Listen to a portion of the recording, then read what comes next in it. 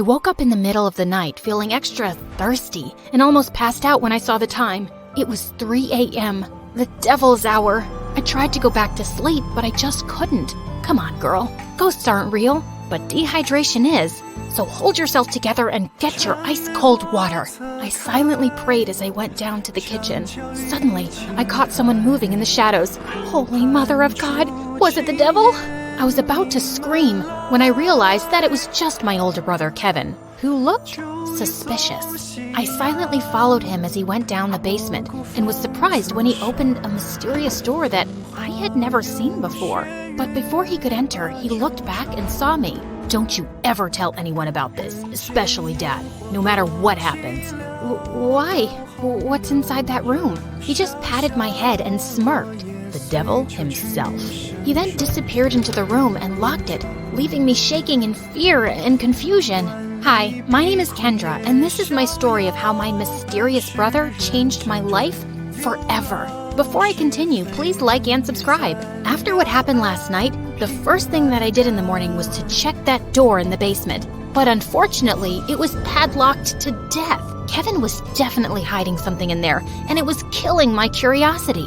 I was finally able to corner him during dinner. Are you sure that you weren't dreaming? Because that totally didn't happen. That night was really weird, so he could be right. Our conversation was cut off when Dad joined us. Son, it's time for you to take over the company. We will be holding a gala next weekend to introduce you to everyone. They're all so excited to meet you. But Dad, no buts. You're graduating in a few months, so prepare yourself. I don't want any problems. Understood? Of course my brother couldn't say no to him. He was always Dad's favorite, his golden boy, the perfect son. While me, I was just a stranger to him. If Mom was still alive, things would probably be different. Later that night, when I was about to sleep, I almost screamed when I saw Kevin leaning against my door. Can I help you? What makes you feel alive, Kendra? Huh? What's with you? Why are you being so weird? The less you know, the better. Good night, Peanut. Peanut?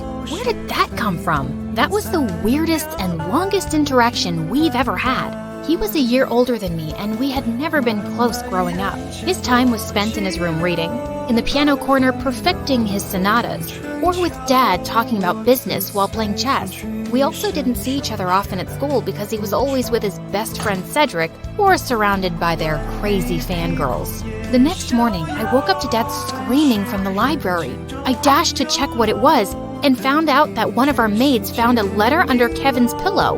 I read it and froze. Kevin left. He didn't say where he went and when he was coming back. All the note said was, "Do not wait for him." I would expect something like this from you, but not my son. Kevin is a responsible young man. Well, the note says otherwise. The gala is this weekend. I need your brother to be there no matter what it takes. We tried looking for Kevin everywhere, but no one knew where he was. Even the police couldn't find him, and it was driving Dad crazy. One night, he just walked up to me and started inspecting my face. You would do. You were going to be him. Be who?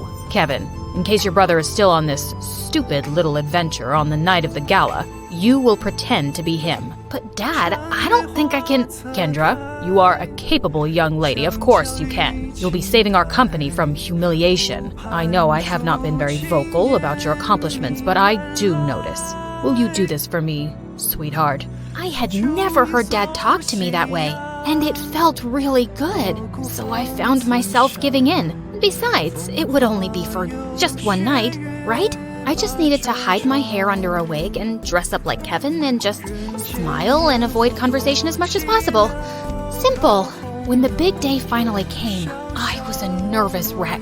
There were too many important people, and Dad kept reminding me not to mess up. Luckily, the party was a success, and I thought my little mission was finally over until Dad came up to me. You did well. Now we just have to make sure that your brother will not fail his classes so he could graduate. You'll need to attend school as him. But how about me as Kendra and my grades? I'll call the school and tell them that I sent you out of the country for an emergency. Anything you fail, you can take for a summer class. But no buts. This was already decided. And remember, no one should ever know about this. But Kevin and I were just too different. After carefully thinking about it, I finally decided to do it. It was my chance to impress Dad. I just needed to do one little thing, which was to learn everything about my brother to make it believable. I checked his room, but I didn't find anything useful. I had to ask for help from the person closest to him, Cedric. But there was one problem. At school or whenever he visited my brother, I would usually lock myself in my room because every time our eyes met, I felt like passing out. The guy looked like a demigod. I just couldn't handle him. But this time, I had no choice, and I knew exactly where to find him at school, the music room. As I peeked into the room, I saw him playing the violin, and I was instantly mesmerized. Just then, he stopped playing and smiled at me. Just avoid his eyes and you'll be fine. Did it tickle your soul? Huh? The rhythm, the passion, the climax. Sorry, but I'm not into music. I stepped back and he started walking towards me. How about this? Did it tickle your soul? I suddenly became mute. This is the first time you talked to me, and I'm surprised. What brings you here, Cupcake? Cupcake? I got a grip of myself and slapped his hand away. First of all, I'm not food. And second, I'm not here to talk about souls and music with you. It's about my brother. Suddenly, his face turned serious. I had already talked to your dad about it. Kevin ran away and he didn't want us to find him, and there's nothing we can do about it. I know, but I need your help with something. I told him about Dad's demands, and he suddenly laughed.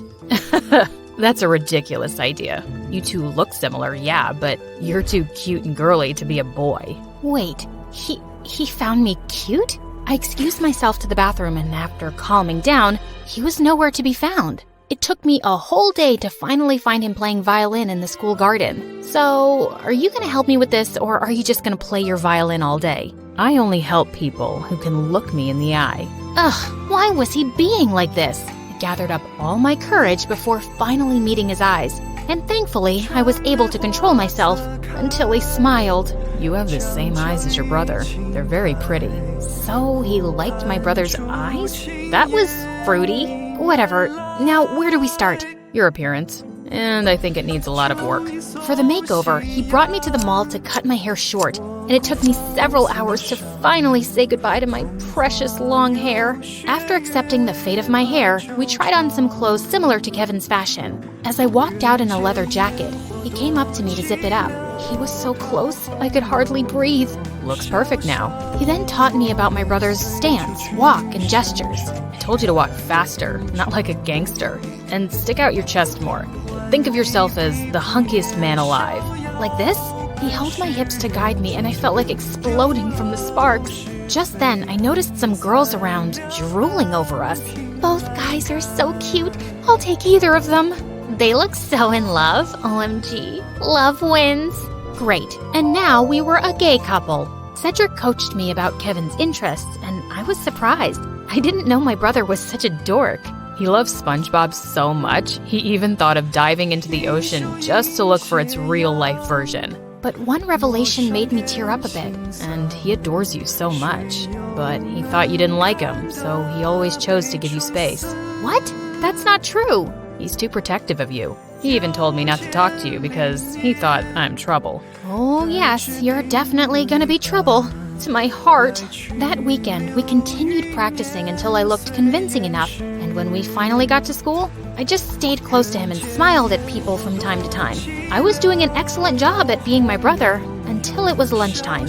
We sat at their usual table for lunch when suddenly someone sat on my lap and kissed my cheek. It was Lauren, the prettiest and coolest chick at school. What in the frickin' pregnant duck is happening? What? You hate my kisses now? You look like you've seen a ghost. I turned into the ripest tomato when she giggled into my ear. I could never hate such a goddess like you. Wow. Since when did you become this cheesy? I gave Cedric a panicked look, but the jerk was trying his best not to burst out laughing. I kicked his leg under the table and his wince was satisfying. I then excused myself in the bathroom and dragged him with me. There, he revealed that Kevin had been dating Lauren for a while now, and I had no idea about it. Lauren had been all over me for the next several days. This was totally normal, of course, except for the little detail that I was not her actual boyfriend.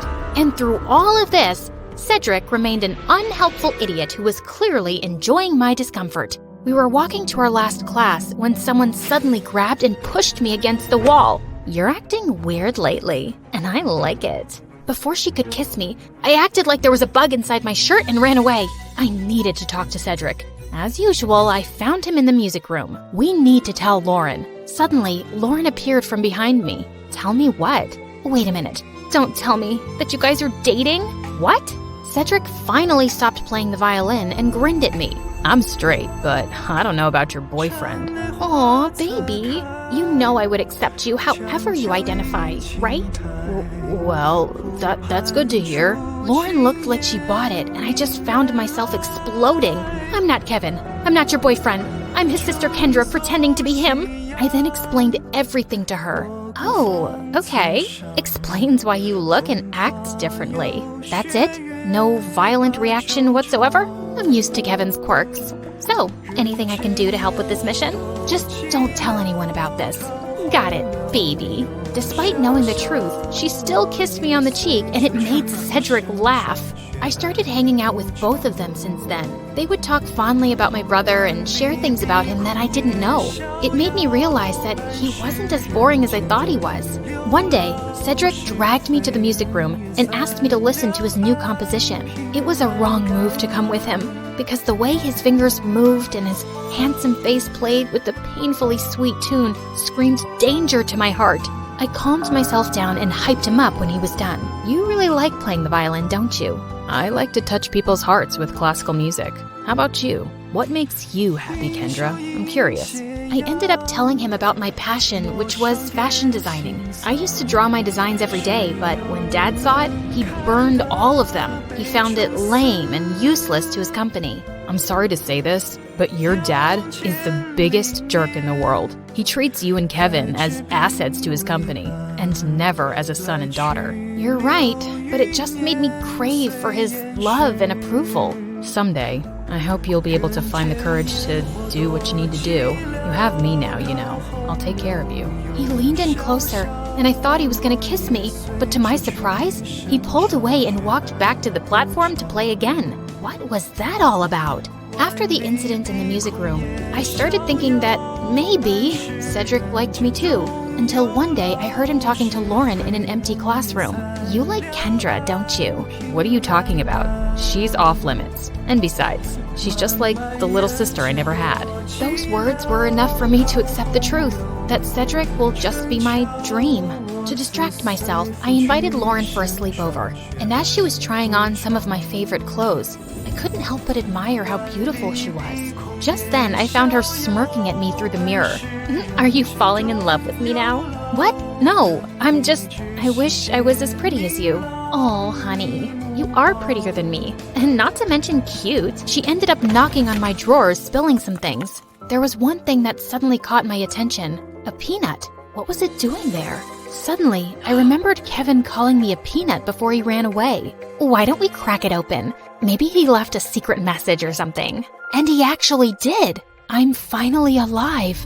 Wait a minute. That night before he left, he asked me what makes me feel alive. Lauren and I then came up with a mission to find the answer to that question. Your brother is too mysterious sometimes. Maybe Cedric knows something. But unfortunately, he was useless. One day, Dad suddenly called me and started asking about Lauren. I learned that she's dating your brother. Her parents and I are talking about a very important business deal. We will have dinner with them tomorrow night. Make sure to be extra attentive to her. I thought it wouldn't be much of a problem until they suddenly decided to marry us off with Dad knowing that I was Kendra. He was crazier than I thought. Do you think Kevin will be home by then? I don't know if he's ever coming back. I can't believe you dated an idiot. Watch your words, honey. That's my idiot. Well, we need to find your idiot ASAP. The next day, we met up with Cedric in a cafe to talk about finding my brother. We don't even know what makes him feel alive. Shouldn't we just wait for him to come back? Our parents are talking about marriage, for Pete's sake. We're running out of time. Do you know what my parents would do if they found out they were being played? Out of panic, I remembered something again. The mysterious door in the basement. I told them about it, and we waited for Dad to be out before destroying the padlocked door, only to find out that it was actually a dark room where Kevin developed all his photographs, and it was connected to his room. And all those pictures were related to an island that only meant one thing. Kevin was staying on one of them. It makes sense now that he always disappears on weekends. I also found a camera in his bag one time, but I never saw it again. And why didn't you both tell me about this earlier? You're both idiots. And with that, the three of us were off to an adventure to get my brother back. As we traveled, I kept on flirting with Lauren to avoid Cedric, and for a moment, I thought I saw his deadly glare through the rearview mirror. Was he jealous? I wished. In a span of 2 days, we had already visited 7 islands, but there was no luck. Just when we were about to give up, we suddenly spotted someone resting on a hammock. It was Kevin. He looked shocked to see us. Suddenly, he glared at Cedric. Dude, you told them? Wait, you knew? Let me explain. No, you knew. And you kept silent while I was going crazy trying to find a way to bring back my brother so I could get me back. Kendra was equally furious. Babe, I can explain. Shut it, Kevin. You're not my favorite person right now. Kendra. Later, I need to speak to my brother. I walked away and Kevin followed me. Now start explaining the reason I'm sacrificing my identity. I'm sorry, Peanut. I didn't mean for you to be tangled up in my mess. I felt stuck and suffocated because of Dad's expectations. I always knew I would have to take over the company someday, but I didn't know it would be this soon. I thought I would have enough time to still do what I love, to enjoy every island and see its beauty through my lens, but suddenly, I didn't even have a year. So I panicked and I ran away. I'm such a coward. It didn't take a second for me to melt. No, that's the bravest thing I've seen you do. All our lives, I've only ever seen you nod to Dad's every demand. I'm proud of this version of you. I convinced him to come back, but he ended up convincing me to ditch Dad and come with him. After everything that happened, I just realized one thing. Dad wasn't worth it. So I agreed. Lauren is amazing, you know. She didn't deserve to be left without a word. I know, Peanut. I guess I have a lot of making up to do. Good luck, Walnut. Later that day, he spent his time making it up to Lauren and talking to Cedric, while I was left alone doodling some cute dresses on the sand. My brother then came up to me and asked me something. Are you mad at Cedric? I asked him not to tell anyone. Keeping this from you must have been very hard for him. I understand, but... You like him, don't you? What? No, I mean... Don't worry. I finally gave him the go signal. You two can kiss or whatever. As soon as he left, Cedric walked up to me with an earth-shattering smile. Can we talk? I couldn't look at him in the eye again. About? About us. I've always fancied you, you know. More than violins. I felt like melting at his confession. I told him about the reason why I'd been avoiding him all these years, and he responded to it by finally kissing me on the lips. Thank God I didn't pass out. So, did it tickle your soul this time? Yes. Finally.